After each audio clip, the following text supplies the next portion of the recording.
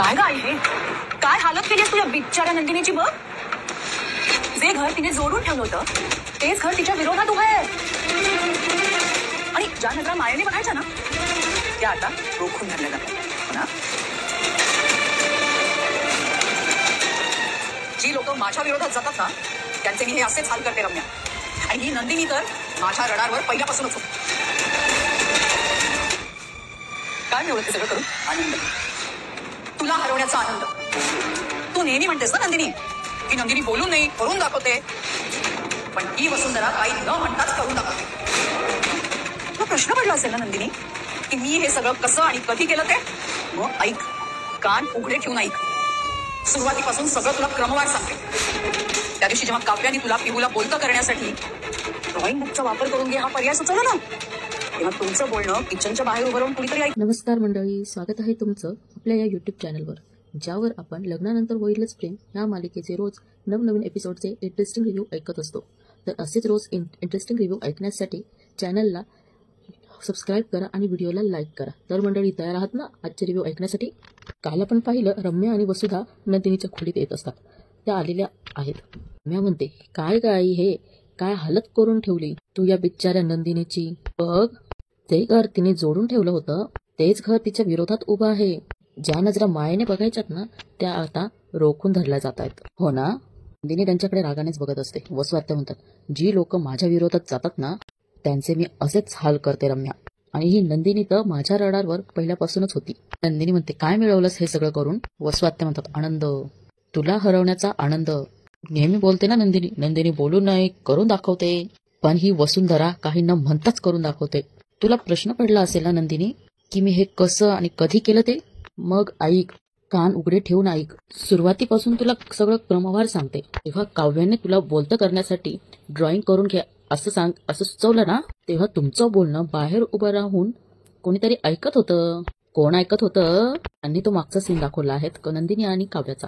तो ती रम्या ऐकत असते. तो रम्या म्हणजे तुमचं बोलणं ऐकलं मी आईकडे गेले आणि तिथून तयार झाला तुला उद्ध्वस्त करण्याचा अध्याय. तो मागचा सीन दाखवलेला आहे रम्या आणि वसु आत्यांचा. रम्या म्हणते ती पिहूला ड्रॉइंग बुक देणार आहेत. वसु आत्या म्हणतात ती पिहूला ड्रॉइंग बुक देणार आहेत. पिहूच्या चित्रकलेचा त्या डिव्हाइस म्हणून वापर करणार आहेत आई. तर हे डिव्हाइस वर्क झालं आणि पिहूने चित्र काढलं तर आपला शेवट झालाच म्हणून समज. मला ना आता खूप भीती वाटायला लागलीये. नंदिनीला सगळं सत्य कळणार. यावर वसु आत्या हसत असतात. त्यांच्या डोक्यात काय शिजतंय कुणाला माहिती. रम्या, असं काहीही होणार नाही, यू डोंट वरी.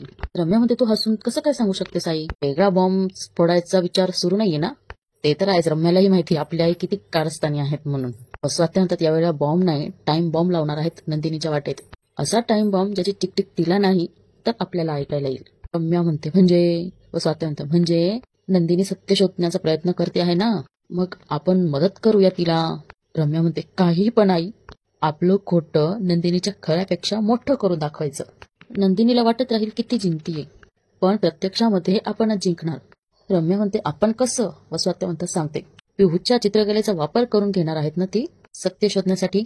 तिला वाटतंय या चित्राच्या मदतीने ती आपल्याला अडकवणार आहे पण प्रत्यक्षात नंदिनीच अडकणार आहेत या सगळ्या जाळ्यात. हे सगळं त्यांनी मागच्या सीन मधलं आता नंदिनीला सगळं समोर सांगितलेलं आहे.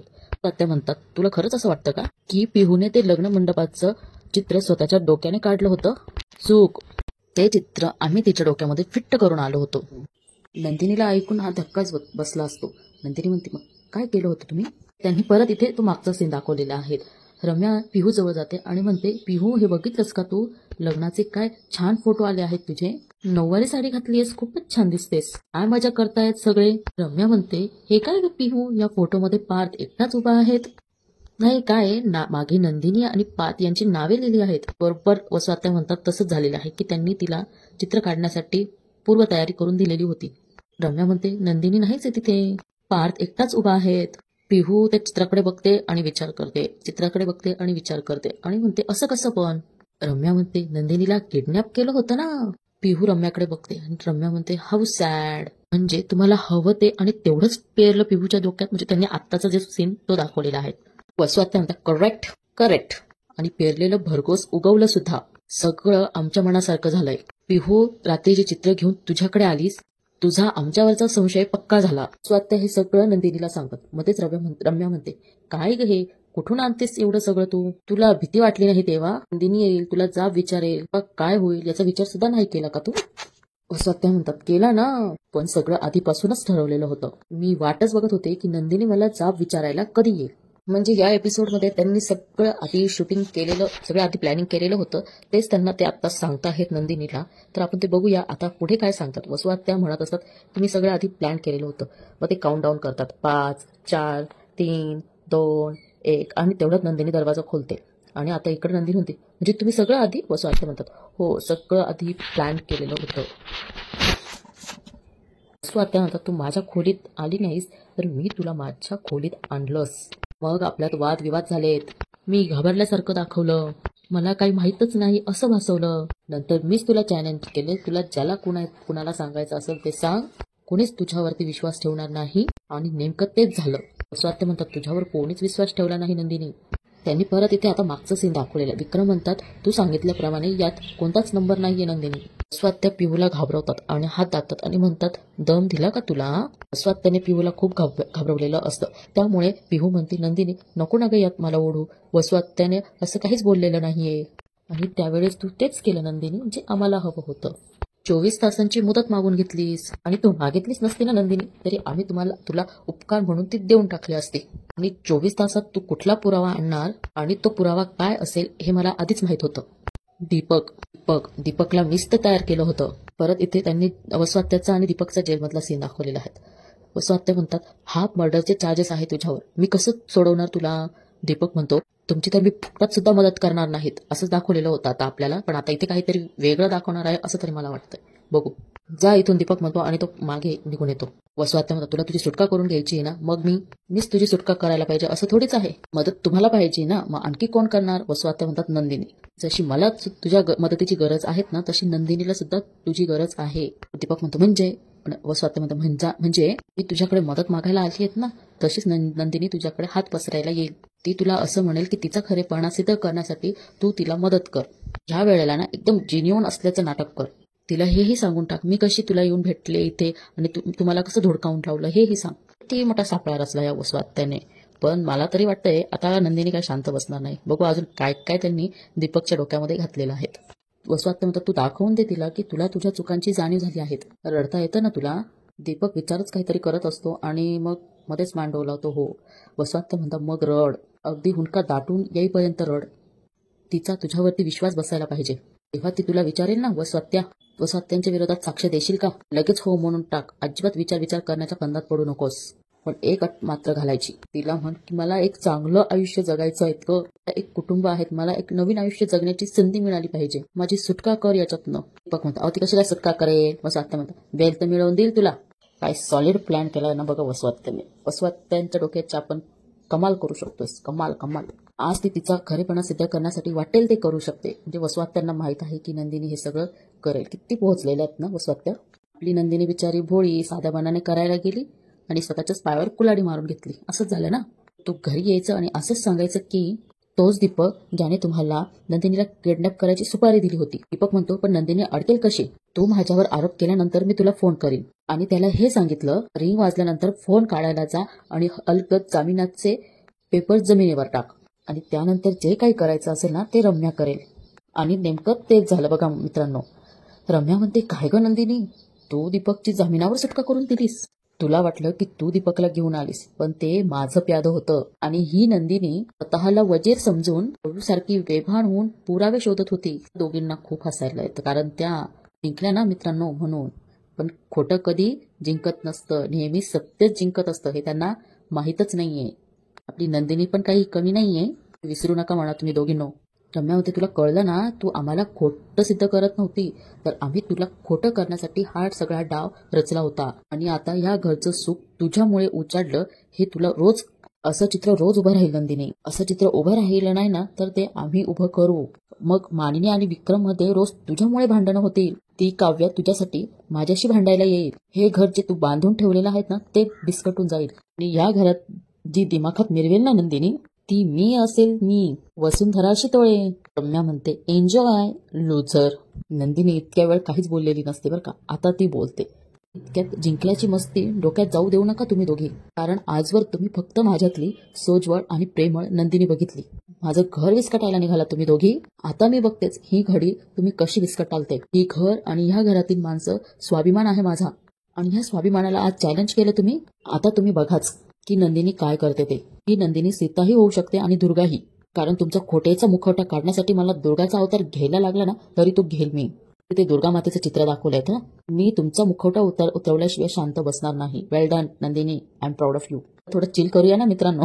खेळातली एक बाजी तुम्ही मारली म्हणून तुम्हाला वाटत असेल की खेळ संपला. हा खेळ संपला नाहीये वसवात्या, कारण मी अजून जिंकलेली नाहीये. आज रात्री तुम्ही दोघी सुखाने झोपाल, पण लवकरच तुमच्या दोघींची मी झोप उडवणार आहे.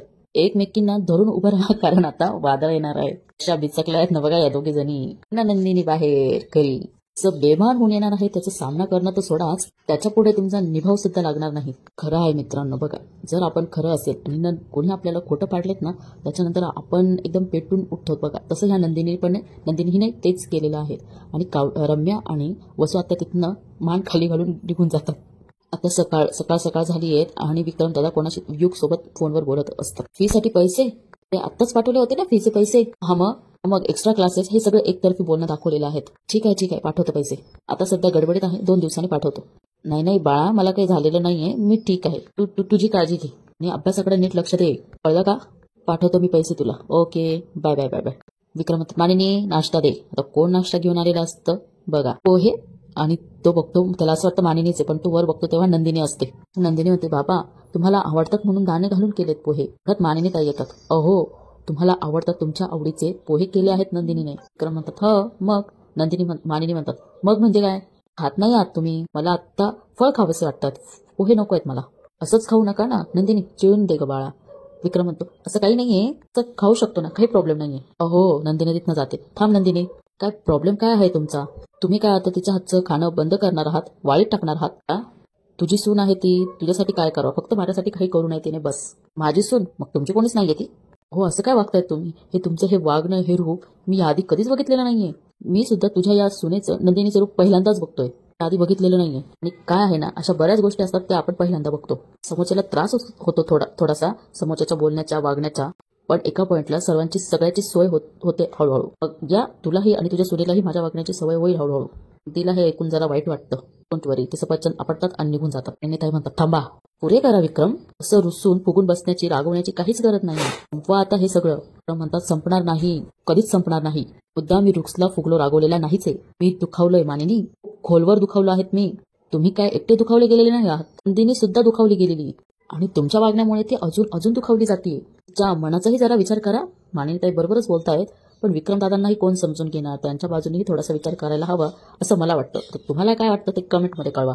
अरे, जे दुसऱ्यावर आरोप करतात त्यांच्याही मनाचा विचार करायला हवा ना, त्यांचा मी कशाला विचार करू? हो, काय बोलताय तुम्ही, कसं वागतायत बघा. वसू आत्ता मगाशी रात्री बोललात ना की तुझ्यामुळे या घरात मानिनी आणि विक्रमचे रोज भांडणं होणार. बहुतेक तसंच झालेलं दिसतंय हे. नंदिनी खूप रडते. मानिनी म्हणतात, मलाच हे सहन होत नाहीये, माझ्यासाठी तरी हे सगळं करा. विक्रम म्हणतात, कोणासाठीच नाही. विक्रम म्हणतात, मी विषय कोणासाठी सोडणार नाहीये. विक्रम म्हणतात, माझं हे रूप पहिल्यांदाच बघितलंय असंच म्हणतेस ना तू? विक्रम दादाचं ओरडणं ऐकून जिव्हा बाहेर येतो आणि काव्य सुद्धा बाहेर येते. विक्रम म्हणतात, माझ्या जागी येऊन तू या सुनेचं खरं रूप दिसेल बघ, म्हणजे तुलाही खरं दिसेल. मानिनी ताई म्हणतात, अहो. नंदिनी म्हणते, आई बाबा प्लीज भांडू नका असं. आणि म्हणतात, तू थांब जरा नंदिनी, तिचं खरं रूप मला कळेल. मग त्या रूपाचं काय जे तुम्हीही आधी बघितलं होतं. नंदिनीने आपल्यासाठी काय काय केलं याचे तुम्ही पाडे वाचायला लावणार आहात मला? एक मी विक्रम खूप चिवतात म्हणतात, ऐक थांब. विक्रम म्हणतात, वाच, काय पाडे वाचतेस तू? सांगावंच लागेल तुम्ही, कारण सगळं विसरलाय तुम्ही. नंदिनीच्या आयुष्यात जे काही घडलं होतं त्यानंतर ती आपल्या घराचं माप ओलांडून ह्या घरात आलीये. ह्या घरात आल्यानंतर तिने सगळ्यांना आपलंसं केलंय.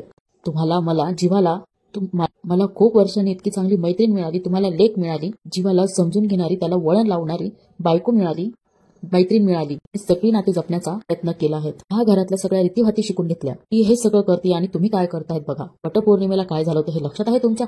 पायाला लागलं होतं बिचारीच्या, पण केवळ आपल्या मुलाच्या आयुष्यासाठी. तर लागलेला असताना वडाला फेरा मारल्यात ह्या मुलीने, आणि तुम्ही असं वागतायत तिच्याशी. नाही, मला असं वाटत होतं की तुम्ही एका नजरेत माणसाला ओळखता, पण नाही, तुम्ही ओळखत नाही आहात. चुकताय तुम्ही. विक्रम ओळखता. तू काय वेगळं केलंस? जिव्हा आणि पाहत होता बाबा. विक्रम खूप चिडलेला असता त्यांना. तुम्ही दोघेही थांबता. तू काय वेगळं वागलीस? आपल्या लेकाच्या जीवावर घेतलं होतंस. तू तिला लांबच ठेवलंस ना त्याच्या खोलीत, पाण्यापासून अडवलंच की नाही? आणि म्हणतात चुकले होते ना मी, पण मी हे मान्य करते पण आता नाही, तेव्हा सुद्धा मान्य केलं होतं आणि माफी मागितली होती तिची. मलाही एक दिवस माफी मागावी लागणार आहे तिची. मी मागणार नाही असं विक्रम म्हणतात. चूक तिची आहे, तिने मागितली पाहिजे माफी. ताईची सुद्धा तिने माफी मागायला हवीत. मागितली तिने मागितली. ताई करतायत, आंधळे झाला आहात तुम्ही तुमच्या बहिणीच्या पुढे. तर हे जे भांडण दाखवलंय ना, हे सायलेंट भांडण दाखवलेलं आहे. बघू पुढे काय होतं ते. तिला ते सगळं आठवतं की आता जे भांडतंय ते पहिले एकमेकांवर किती प्रेम करायचे. लग्नाच्या वाढदिवसाच्या दिवशी सुद्धा असं वाटतं हे सगळं काय होऊन बसलंय. तर काही चुकीची नाही आहेत ना.